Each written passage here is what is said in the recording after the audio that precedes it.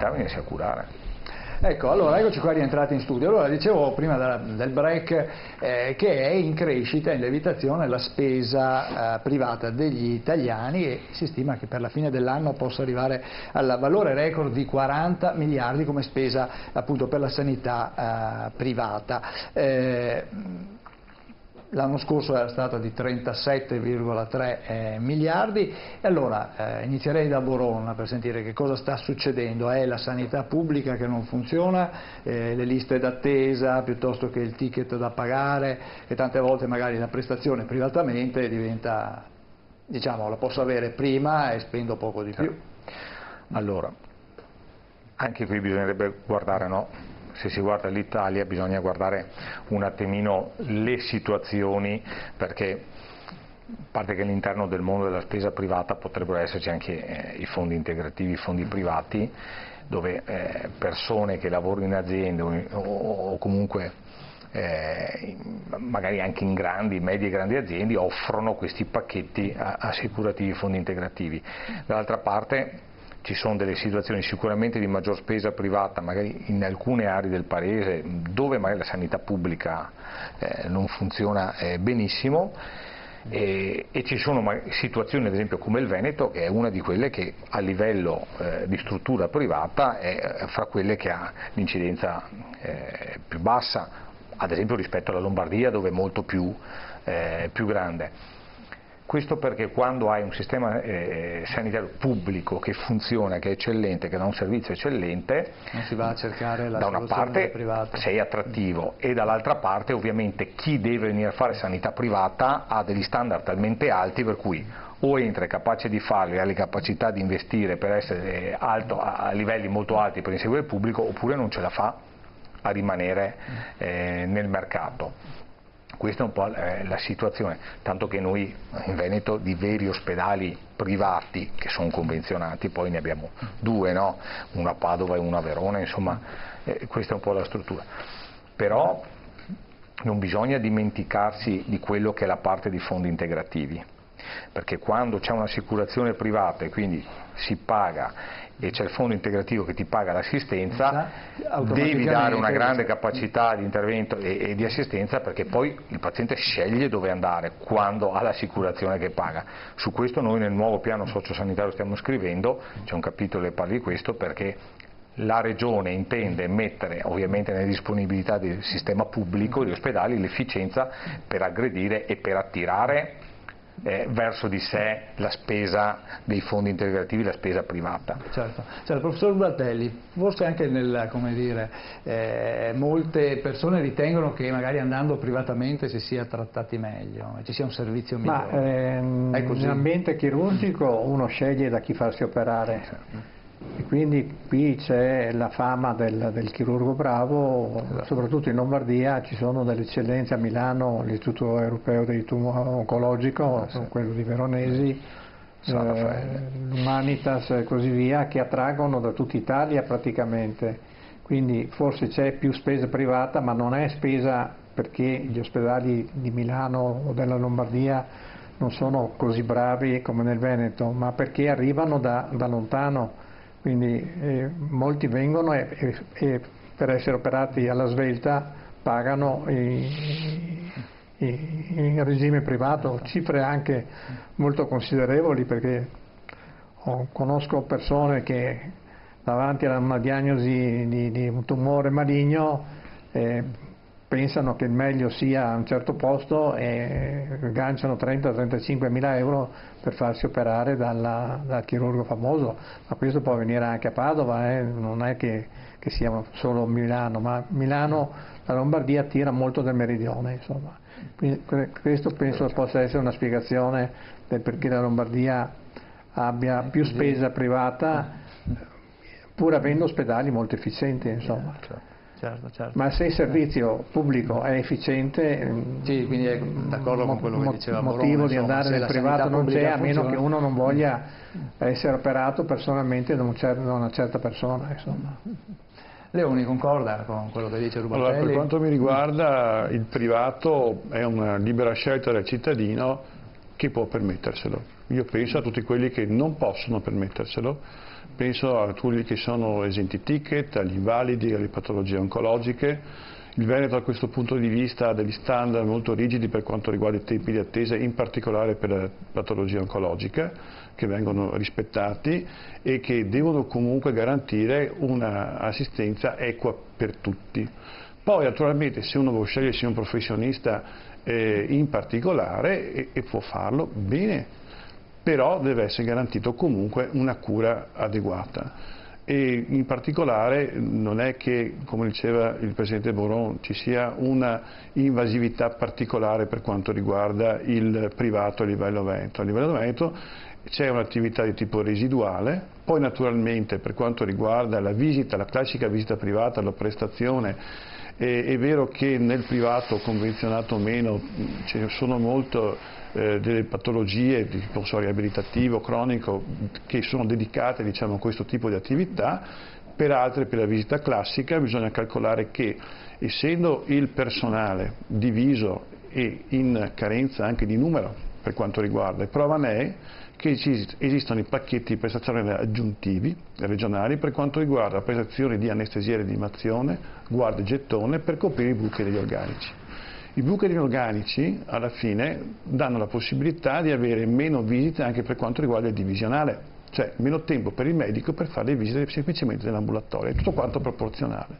In particolare poi si deve dire che l'attività libera professionale del medico contribuisce col 5% del fondo Balduzzi anche a pagare le prestazioni aggiuntive dei medici stessi, quindi la libera professionale dei medici serve anche a diminuire le liste d'attesa. Certo, ecco, ma la situazione ad esempio per le liste d'attesa qua in Veneto qual è? Boron si aspetta, cioè per fare un esame? Allora, bisogna partire dal fatto molto spesso anche, sicuramente allora, ci può essere qualche situazione... Perché le liste d'attesa sono... Sì, qualche situazione può succedere che magari... No, scappi o non sia controllata, però in linea generale le liste attesa sono normate, c'è una legge ben chiara che identifica in base alle fasce i tempi di attesa. Qualche volta, più di qualche volta, mi trovo magari anch'io a dare spiegazione a qualche cittadino che chiede e dico guarda che nella ricetta che ti fa il medico di base c'è la classe di priorità, perché certo. Non sapendolo pensano di andare al CUP a prenotare, gli dà la prenotazione a 6 mesi, a 7 mesi e ovviamente si incavola tutto questo tempo, poi guardi la ricetta e c'è scritto visita di controllo, no? Che prevede ovviamente entro un anno la visita. Dei tempi più lunghi, certo. Ma se il medico di base c'è un'urgenza, c'è una necessità e scrive l'urgenza 48 ore, una settimana, il sistema è fatto perché nel pubblico, in tutte le strutture pubbliche si trovi la visita, la prestazione da farsi e qualora non fosse possibile nel pubblico interviene il privato a sostegno, perché qui il privato funziona, l'accreditamento privato funziona che è in sostegno al pubblico e non sostitutivo. Okay. Quindi è importante. Le prestazioni sono centinaia di migliaia che si fanno e su queste centinaia di migliaia di prestazioni sono alla stragrande maggioranza tutte entro il regime dei tempi stabiliti nelle liste d'attesa. Se avviene qualche situazione particolare è giusto che il cittadino si lamenti, lo confermi e lo dica, e ci sono ovviamente anche le possibilità di far valere il proprio diritto perché è normato da legge. Quindi non ci sono criticità particolari, l'unica cosa è, dico sempre a tutti, anche a quelli che ascoltano, guardate bene le ricette che fanno perché lì c'è la classe di priorità. Certo, ecco. Senti, torniamo invece, faccio un'altra domanda, sempre nell'ambito della sanità veneta. Allora, noi abbiamo l'azienda Zero che è in funzione da ormai un paio d'anni. Abbiamo ancora il commissario. Com'è che non si è ancora trovata la figura? Azienda Zero è una macchina nuova. È 2 anni che c'è, ma è stata costituita, ha dovuto ovviamente crearsi, strutturarsi, è stato fatto un fabbisogno di personale che oggi prevede circa 320-330, se non ricordo male, persone in dotazione. ma è sicuramente una struttura che ne avrà bisogno di molto di più, perché va a gestire tutto il sistema amministrativo burocratico delle ULSS venete, dagli acquisti, dal personale, i contenziosi, dagli uffici tecnici, cioè è una macchina molto importante che deve strutturarsi e non è facile ovviamente, diciamo è in rodaggio, ecco, mettiamola così, però sta intervenendo molto bene. Il giro economico sui 9 miliardi, quant'è la... Il bilancio regionale della sanità è 9 miliardi, oggi Azienda Zero diciamo, deve gestire il riparto della sanità, lo fa sempre la Regione con le sue procedure di legge, non lo può fare sicuramente Azienda Zero, però la gestione ad esempio importantissima di quello che sono le gare, parliamo di più di qualche miliardo di euro, no, del sistema in forniture, ad esempio, che Azienda Zero tramite le gare d'appalto deve gestire, parliamo del personale, più che della spesa del personale, ma della gestione del personale. Parliamo di sistemi informatici, deve portare il sistema informatico unico regionale, deve portare il CUP unico regionale, cioè sono tutte trasformazioni e cose che devono essere fatte, ci vuole tempo. La parte invece dirigenziale è commissariale, perché nel momento in cui parte una, vogliamo dire start-up, possiamo metterla anche così in termine, ha necessità ovviamente di un amministratore che è all'interno della struttura e che sappia nei collegamenti, ma il bando di gara della selezione aperto è già stato fatto e quindi immagino che non passerà molto tempo, per cui fra i nominativi che hanno fatto, insomma, che hanno partecipato, venga scelto il direttore di Azienda Zero. Necessita, insomma. Ecco, qui c'è un telespettatore, una telespettatrice che scrive: l'eccellente sanità veneta paga medici e infermieri i meno pagati d'Italia, espremuti fino alle ossa per la vostra campagna elettorale perpetua. Non è corretto, perché non è l'eccellente sanità veneta che paga, ma sono i contratti nazionali di lavoro stabiliti a livello nazionale che identificano cosa deve essere pagato un medico, cosa deve essere pagato un primario, cosa deve essere pagato un infermiere. Non è possibile. È uno dei problemi che si riscontrava, si diceva prima, no? Se c'è un bravissimo professionista all'interno del mondo pubblico, della sanità pubblica, che attrae, bisogna avere la possibilità di tenerlo. Ma se questo medico importante riceve un'offerta da un istituto privato, da un ospedale privato, che lo pagano 2, 3, 4 volte quello che lo paga il sistema pubblico, come facciamo noi a trattenerlo? Non ci sono le possibilità, non ci sono. Perché? Perché la legge impone che ad esempio un primario abbia, se non ricordo male, 120-130 mila euro lordi e più di quello non puoi andare. La concorrenza con il privato, cioè il pubblico rimane eccellenza e può essere sempre punto di riferimento di concorrenza del privato anche nel trattenere i grandi professionisti, se gli viene data la possibilità di pagare il merito. Ecco, in queste trasmissioni vedo sempre la critica a quello che non funziona, ma io amerei che ci fossero delle proposte come cambiare le cose perché funzionino. Allora abbiamo una emorragia di medici nei vari livelli, perché abbiamo scoperto che il lavoro eccellente che fanno non viene ripagato nella maniera giusta, hanno una vessazione sugli orari di lavoro perché è disumano. Se lo facesse quel lavoro un operaio sicuramente l'interverrebbe il sindacato, perché uno può fare il turno di notte e la mattina dopo fare il turno di giorno, cose che succedono. Ma qual è la soluzione? Sì. Ma anche ai medici presenti, il professore presente, certo. Qual è la soluzione? Datemi una soluzione, dopodiché puntiamo perché questa soluzione venga applicata, perché attenzione, noi abbiamo un grosso difetto quando parliamo di politica, ci critichiamo e critichiamo, ma poi che ci sia una proposizione, una proposta concreta, e se qualcuno la fa deve essere demolita. Allora partiamo da questo punto, che è il discorso prima di Venezia. Ma noi l'abbiamo detto, secondo noi ovviamente, qual è la soluzione immediata, perché bisogna intervenire immediatamente, poi È un'emorragia per cui devo tappare il buco. Strutturalmente e immediatamente è, ad esempio, dare possibilità di aumentare le specializzazioni, cioè le borse di studio per le specializzazioni, perché E dove perché bisogna le specializzazioni? Università di farlo? in questo momento, finché c'è questa legge, bisogna che sia il Ministero che dica invece di dartene 100 te ne do 200. Ma No, l'indipendenza perché lo decide il veneta, Ministero. possiamo dire Ministero in Veneto? Il Ministero dell'Università, Sì. perché oggi è il MIUR che decide le quote di specializzazioni.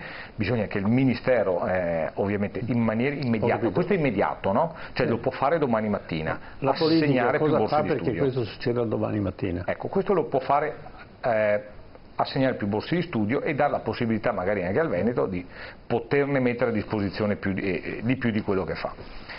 E questo trovi il modo che i laureati che ci sono già possano entrare nella specializzazione e quindi trovare domani mattina una posizione di lavoro. Strutturalmente, perché non ci troviamo in difficoltà magari fra 4, 5, 6, 7 anni ancora peggio, strutturalmente è quello che noi abbiamo posto sia nel nuovo piano sociosanitario come introduzione, che mi spiace arrivare lì, che è l'autonomia, l'inferno è lastricato di buone intenzioni. Qual è che la cosa? Domani mattina vado là e mi metto davanti alla porta del ministro e non vado via, ci metto una tenda e non vado via, perché questo è un problema che se io devo avere dei medici non è che, non è un bidello che mi manca o un infermiere, a parte che ci sono anche i problemi degli infermieri che hanno lo stesso trattamento, no? No, ma mi creda... Mi dica cosa si può fare. Io faccio uno spot pubblicitario, lo mando in onda 300 volte al giorno, mi dica cosa devo scrivere, a chi mi devo riferire e chi devo mandare a... Politicamente, ovviamente per la parte politica rappresento, ma il Presidente già in prima persona è colui che sta sfinendo il sistema centrale sulla richiesta, perché è un obiettivo immediato e necessario, che è quello del sblocco delle specializzazioni. Perché i medici li fai con la specializzazione e se non ci sono le specializzazioni... Questo è il problema visto da 30.000 metri d'altezza. Domani mattina, tra quanti giorni abbiamo lo sblocco delle... Cosa bisogna fare per sbloccarle? Ma non è che è una cosa al di là nel tempo. Poi è ovvio, no? Che come pensiamo che tra una settimana si sbloccheranno? Deve essere qui nella finanziaria, no? Nella finanziaria in discussione, che adesso c'è la finanziaria in discussione, ci devono essere le risorse. Sarà fattibile con la finanziaria che si sblocchi la situazione delle specializzazioni. Soldi, cioè lo Però Stato deve metterci i soldi. Il problema è che lo specializzato non va a lavorare all'ospedale perché lo maltrattano. Tanto si deve specializzare perché... Ma abbiamo detto prima che gli specialisti sono più di quelli che sono richiesti poi che lavorano in ospedale. Il numero degli specialisti è alto in Italia. È alto, appunto. Molto alto, sì, è uno dei più alti in Europa. Però lavorano evidentemente fuori dagli ospedali. Ecco, questo è l'altro passaggio che bisogna compensare, giusto Firmino? Sì, bisogna motivarli secondo me, cioè gratificarli facendo un lavoro che è interessante, che è importante, che si sentano utili, che non siano sfruttati ovviamente, che abbiano un lavoro possibile nel senso di lavorare gratificante. Le loro 6 ore, gratificante dal punto di vista della qualità del lavoro che fanno. E avere anche delle prospettive di carriera. Per questo secondo me non me lo sono inventato io, questo è stato detto da un primario chirurgo che lavora in un meridione e che veniva dall'Inghilterra o dall'America, da non so dove. Diceva la qualifica di primario è una cosa obsoleta, bisogna permettere a più persone di arrivare ai livelli alti. Allora quindi... c'è anche una scalata sociale, c'è una motivazione di migliorare, di produrre, di essere bravi, perché c'è anche un traguardo da raggiungere. Sì. Se uno va in un ospedale di Campo San Piero a fare l'assistente di pediatria e sa che resterà lì a fare l'assistente di pediatria fino a 65 anni o 67 se torna a Monti e la Fornero, chiaramente è poco stimolato, insomma. Certo. Se sa che potrà avere una posizione di livello maggiore anche economico, acquisendo naturalmente competenze, esperienza, pubblicazione e quant'altro, e questo lo motiverà meglio. E forse Quindi sarebbe il caso che prima o poi anche le scuole di specializzazione passassero alla sanità più che all'università. I miei colleghi professori universitari si arrabbieranno, ma io credo che si dovrebbe arrivare al metodo anglosassone, per cui non sono più specializzandi, ma sono residenti che lavorano a tutti gli effetti per l'ospedale, pagati, e stanno formandosi, però lavorano, imparano lavorando, non andando a lezione. Certo. Se qualche seminario si può fare, continuare a fare gli studenti non serve più? Sì, vabbè, di quello che dico sempre io, il codice grammaticale va bene fino a una certa età, dopodiché bisogna mettere le mani su quello che si fa e si impara concretamente, soprattutto hanno imparato in medicina. A scrivere, poi non è scrivere un filosofia. romanzo, non è che devi andare a scuola di scrittura tutta la vita. Certo, È un po' quello che dicevo prima, però Sì, ma cioè, allora questo, se uno chiede immediatamente domani mattina è una cosa. Se la riforma di Zaia fa sì che la specializzazione dia inizio, bisogna poi che l'accoglienza all'interno dell'ospedale sia concreta, giusto dottore? Bisogna dare la possibilità ai giovani di realizzare i propri sogni. I giovani sono molto evoluti dal punto di vista anche proprio tecnologico, informatico, sono i dottori 2.0, è gente che è cresciuta con internet, che ha l'inglese in automatico, che si confronta con la letteratura internazionale, che si confronta con realtà di tipo europeo, che viaggia. Il 15% dei nostri laureati non si trova la specialità in Italia, va all'estero e dopo non torna più. È tutto come una perdita di intellettualità che se ne va, che è sparita, e vanno molte volte via i migliori, i più motivati, e dopo questi qua dobbiamo creare le condizioni perché ritornino. Per quanto riguarda le borse di studio, per esempio, recentemente è capitato una specie di piccolo miracolo, cioè c'erano solo 800 borse per quanto riguarda i medici in medicina generale, il triennio formativo, sono state raddoppiate, 1600, 40 milioni che erano stanziati ancora col ministro Lorenzini sono stati sbloccati, il 25 di settembre dovevano esserci i test di ammissione, nel Veneto c'erano 50-60 posti, 850 domande nel 2017, diciamo, perché c'era una graduatoria, è vero, però diciamo dopo ci vogliono anche le nuove missioni perché tantissimi andranno in pensione in questi ultimi 2 o 3 anni. Quindi è stata una specie di miracolo che è avvenuto per i medici in medicina generale. Cerchiamo di fare la stessa cosa, come dice il Presidente Boron, anche per quanto riguarda gli specialisti, perché portare a 9.000, 10.000 le borse di studio da 6.500 a 6.700 è un obiettivo formativo che potrebbe dare la possibilità di avere nuovi specialisti velocemente, almeno nei tempi congrui, e fare la rotazione come dicevo prima.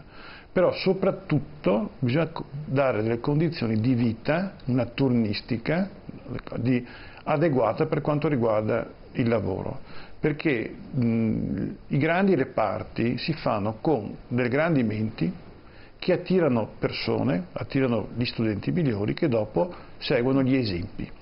Non c'è nessuna maniera di insegnare più evidente dell'esempio, dare l'esempio. I grandi maestri sono stati questi, e le scuole grandi, soprattutto quelle a Padovane, di medicina e di chirurgia, sono sempre cresciute attorno ai grandi maestri, che dopo hanno diffuso gli allievi in giro per i vari ospedali, diffondendo quello che era il metodo di lavoro e il metodo di studio. Cioè bisogna tornare ad avere la possibilità di creare alla fine le condizioni per cui i più volonterosi, quelli che scelgono di fare le cose difficili, perché nella vita c'è qualcuno che deve fare le cose difficili, abbiano le condizioni per sviluppare quelli che sono degli ideali interni che hanno necessità anche di poter avere delle possibilità di esprimersi. Intendo posti di lavoro, riposo, condizioni di vita adeguate. Guardi, metto i soldi all'ultimo posto, perché dopo 10 anni di blocco contrattuale non si può dire che i medici italiani ospedalieri nella loro entità totale siano dei venali. Sì, non vogliono speculare, no. Però giustamente devono avere condizioni di lavoro una paga adeguata a quelle che sono le loro capacità, ma soprattutto eliminando la parte verticistica dell'organizzazione ospedaliera non si può creare una sorta di competizione sana tra i vari. Firmino, sì, è proprio questo che stimola l'attività dei medici, dimostrare uno che è più bravo dell'altro, quindi una certa competizione invece che una scala sociale. Tra l'altro parlava adesso il collega delle scuole di medicina e di chirurgia, soprattutto padovane, Però almeno per quello che riguarda la mia esperienza di pediatria c'è questo fenomeno che non è molto bello, che mentre una volta gli ospedali cercavano l'allievo di Cevese o di Ceccarelli o di chi era e se lo andavano a prendere, lo portavano negli ospedali chiamiamoli periferici senza dare una gradazione di importanza, adesso c'è spesso gli aiuti dell'ospedale di Canicattì diventano primari nello stesso ospedale avendo un'esperienza molto limitata perché il bacino di ammalati gravi è relativo e quindi non c'è più questo spread di chirurghi che nascono in una scuola dove c'è tanta patologia e si fanno una grande esperienza e poi vanno a lavorare in ospedali meno importanti ma comunque sempre importanti.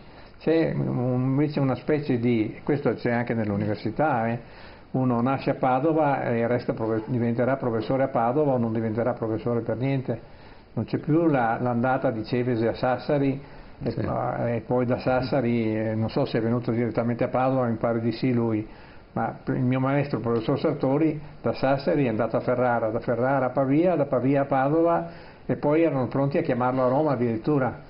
Certo. Cioè c'era un percorso che anche arricchiva perché conoscendo varie università, vari ospedali, ci si arricchiva e si reclutavano anche durante questi passaggi dei giovani talenti che si portavano alla propria scuola. Anche perché seminano in più spazi, certo, in più adesso sedi. c'è questa abitudine di nascere e morire nello stesso posto, Sì. ma questo se può andare bene per un grosso centro come può essere Padova, non può essere, faccio un esempio a caso, Vittorio Veneto. Sì. Uno che nasce a Vittorio Veneto non potrà mai avere l'esperienza di un chirurgo che è cresciuto a Padova. Non c'è dubbio. Abbiamo un messaggio, questo è per il Presidente Boron, che fine hanno fatto alle medicine di gruppo, un servizio importante per l'assistenza territoriale. Che fine hanno fatto? Sono ancora all'interno del piano sociosanitario, ne hanno previste un numero molto superiore a quelle che sono oggi state autorizzate e partite, però molte hanno trovato anche delle difficoltà nel nascere che non sono sicuramente dipese certo, lo ricordiamo per i telespettatori, le medicine di gruppo territoriali, medici di base che si consorziano, diciamo così, in un'unica esatto, sede.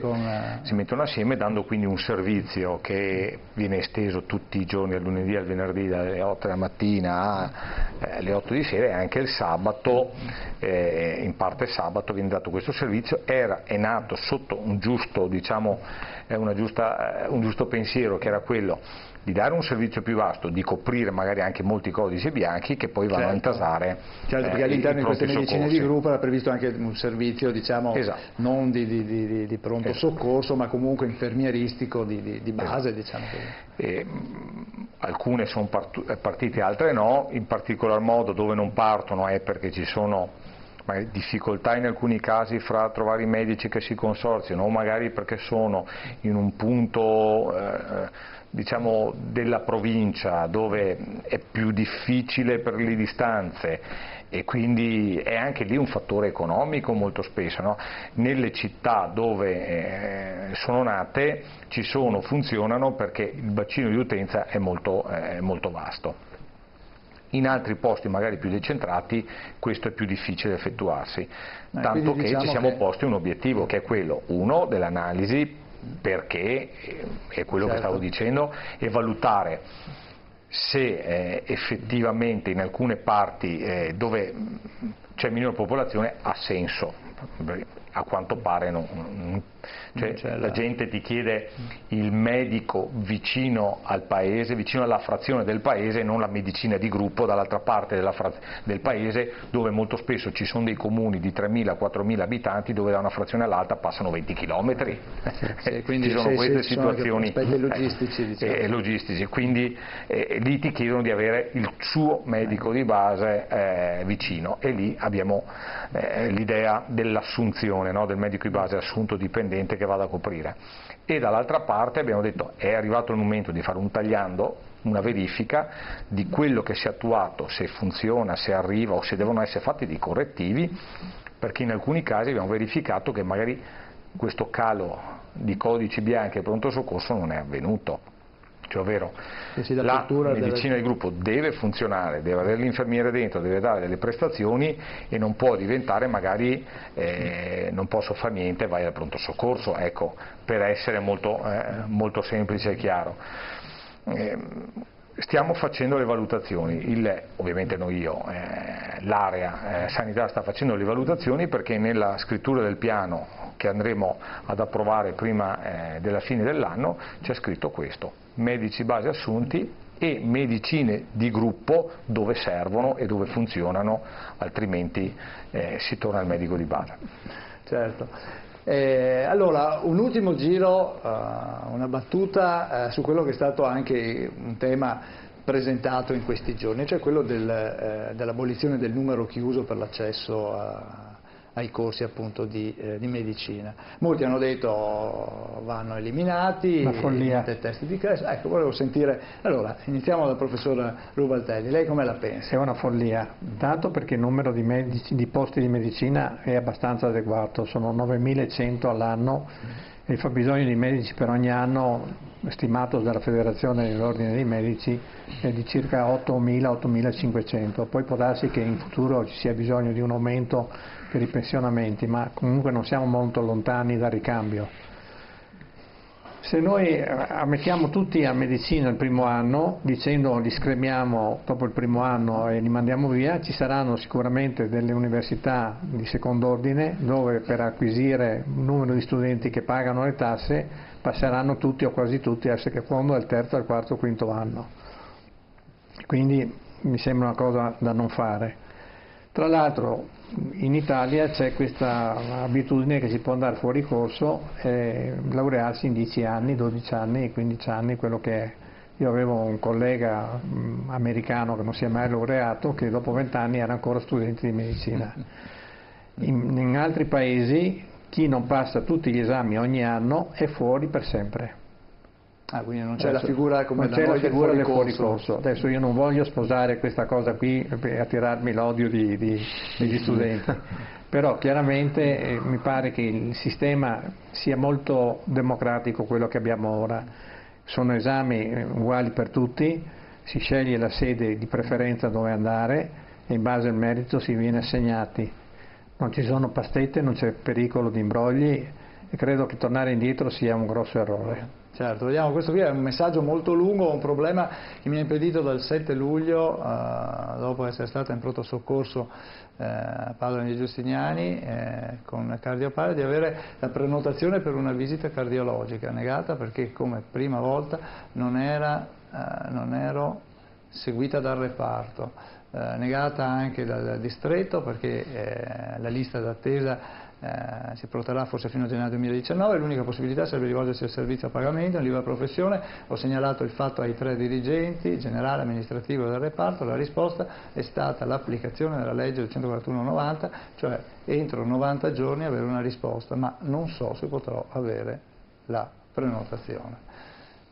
Beh, insomma, ecco, questo poi è quello che a volte capita, che appunto i cittadini si trovino a dover affrontare. No, questo capita spesso e capita anche un altro fatto che è abbastanza increscioso, che se vuoi la visita subito la paghi a parte. Bisogna dirle le cose, non siamo qui a... Quello è l'intramenia. Certo. E questo non va bene. Non va bene non solo negli ospedali, non va bene anche nelle cliniche private. Perché ti mettono lungo e poi dice se lo vuoi subito paghi. Quello è il problema dell'intramenia, per il quale tutti siamo d'accordo che è arrivato il momento di dare una registrata, però il problema c'è, ma è normato dalla legge, se vogliamo, perché l'intramenia... Se il medico viene pagato per quello che è in grado di fare, come succede in Inghilterra, in America o in altre parti, questo problema si risolve non completamente, perché la tentazione c'è e l'uomo è un peccatore nato, ma si risolve in parte, insomma, cioè paghiamo meglio i medici perché facciano il loro mestiere però li controlliamo e se è il caso li puniamo pure. Il medico di solito non interviene in questi casi, il è tutta l'organizzazione che è predisposta perché succeda. Certo, ma ci sono gli ispettivi e tutto che possono fare i controlli. Il problema dell'intramenia è legge fatta ancora dalla Bindi, ancora molti anni fa, era nata sul presupposto di dire: se non lasciamo che il bravo professionista possa integrare il proprio lavoro privatamente all'interno della struttura pubblica, scappano tutti verso il privato, sì. No? Questa era l'idea iniziale, sono passati tanti anni. C'è stata una distorsione di questo sistema, ma poi alla fine la legge è questa, ovvero chi stabilisce la sua professione in intramenia sa che ha una quota di ore per il sistema pubblico e fuori da quella quota di ore fa prestazione privata all'interno della struttura pubblica. Quindi quando un cittadino chiama in reparto e vuole quel medico, perché poi molto spesso vuole quel medico, è ovvio che se quel medico è fuori dall'orario oppure ha la sua parte di orario pubblica, certo, piena, agenda piena, va in sistema privatistico all'interno della struttura pubblica. Quindi la sensazione del cittadino è quella di dire: ma guarda, trovo subito all'interno della struttura pubblica a pagamento. Purtroppo bisogna rivedere la legge dell'intramenia, cioè, lo sappiamo, è una legge nazionale nata molti anni fa, che oggi è fuori dalla storia, cioè, bisogna un attimino bisogna che la politica segua quelle che sono l'evoluzione dell'attività, certo, degli ospedali e delle cliniche. Certo. Comunque noi 2 o 3 cose le abbiamo messe in atto e ci vorrà tempo per ovviamente farle produrre i risultati, che è quella della prenotazione unica.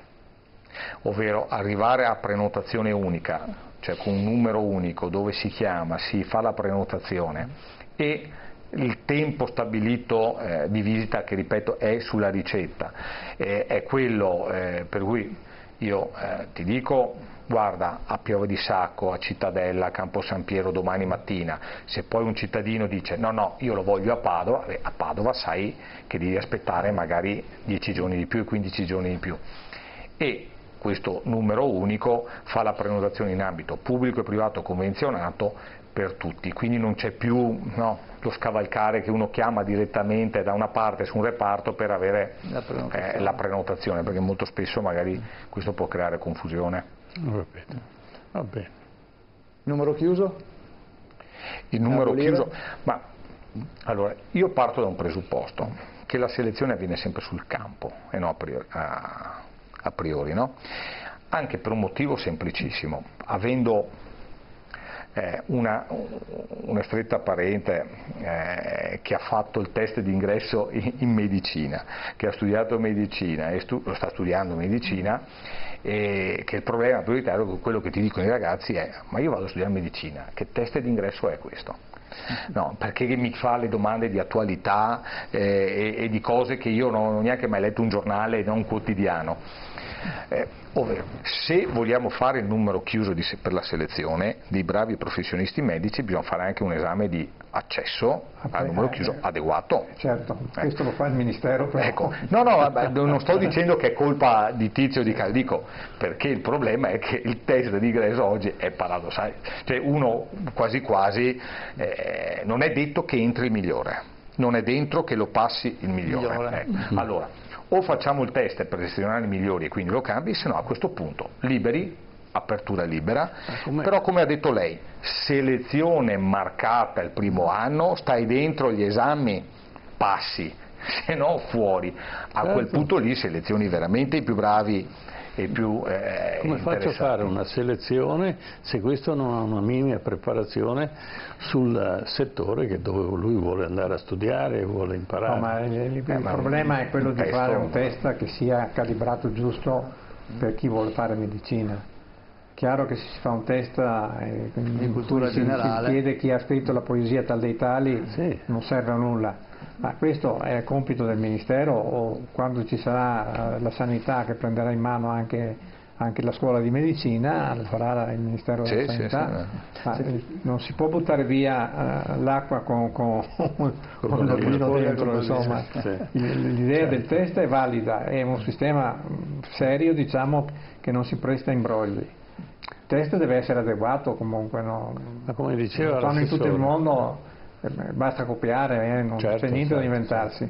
Ma io penso che sia già una selezione il livello e diciamo, la regolarità dello studio durante tutto il percorso, e se no, come dicevi tu, in altri paesi viene escluso e va fuori, basta. Quindi questa è la migliore selezione sul concreto, perché dire adesso ti faccio una domanda, se la sbagli non entri più, io direi che è una cosa esagerata. Credo che se domande, se ne fai 90 giuste. Io credo che se il primo o secondo anno dicono devi stare dentro i termini. Uno che ha fatto liceo artistico o liceo classico di medicina, il liceo classico va bene, il liceo scientifico va bene, domande il liceo di greco penso proprio di no, insomma.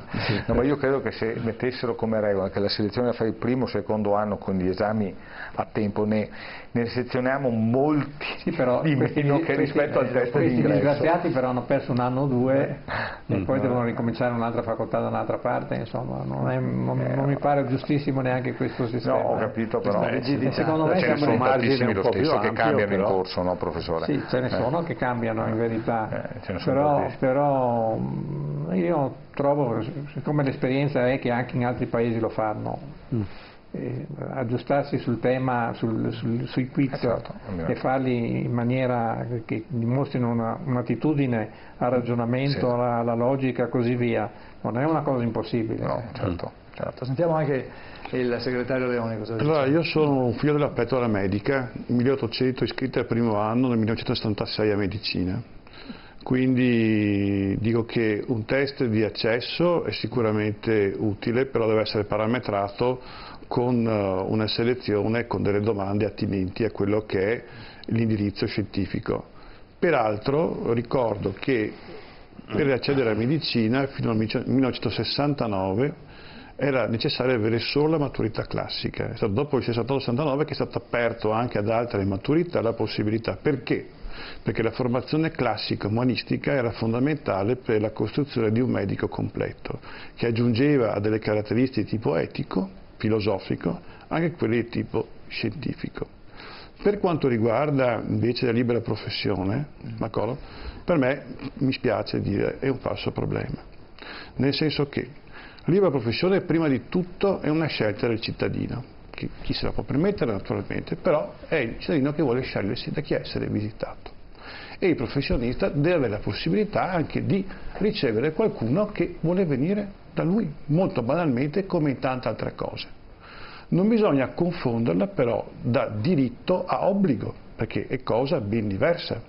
Allora bisogna vedere che le strutture abbiano una organizzazione ed è il primario direttore che serve per fare l'organizzazione, di avere una distribuzione del lavoro ed essere sicuro che durante l'orario di servizio i medici facciano il loro dovere, che il numero di visite durante l'attività divisionale sia congruo per avere 15-20 minuti, mezz'ora la visita che serve. Quindi serve un numero di professionisti adeguati, la prescrizione da parte dei medici in medicina già deve essere adeguata, per quanto riguarda per non fare una pletora di esami inutili, d'accordo? Piccolo particolare, i dimessi normalmente nel Veneto siamo noi stessi che li fissiamo le visite di controllo, quindi entro un mese ricordo che il paziente è in carico alla struttura che l'ha dimesso, quindi tutti quanti gli esami successivi li facciamo direttamente noi in automatico. Inoltre la Regione Veneto ha anche ideato delle altre visite, le mitiche liste di galleggiamento, visto che siamo in laguna, le abbiamo chiamate così naturalmente, per cui a un certo punto, entro un tempo congruo, è compito delle parti sistemare una visita in più, è il nostro compito, è il nostro obbligo. Naturalmente che ci possono essere dei casi limite, però vi assicuro che nel Veneto, nella stragrande maggioranza dei casi, il personale in ospedale evade le richieste in divisionale, poi ci sono le attività private che sono state anche ben dettagliate su dei quotidiani, per un caso successo qui a Padova in questa primavera, ma che sono residuali in percentuale in quello che è l'attività. Ci sono tanti reparti che non fanno neanche la libera professione e in un reparto di 10 medici chi la fa è il primario, 1 o 2, pochi. Quindi la maggior parte vive ancora in attività divisionali in questa regione. Quindi bisogna snellire la medicina e renderla più operativa.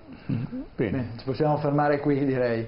Grazie allora a Giovanni Leone, segretario regionale della CIMO, grazie di essere stato qua con noi, grazie al professor Firmino Rubaltelli, grazie anche a lei, grazie a Fabrizio Boronna, presidente della Commissione Sanità della Regione del Veneto. Noi l'appuntamento lo diamo alla prossima settimana, come sempre alle 21, TV7 Match, noi vi aspettiamo, siamo qua, arrivederci, buonanotte.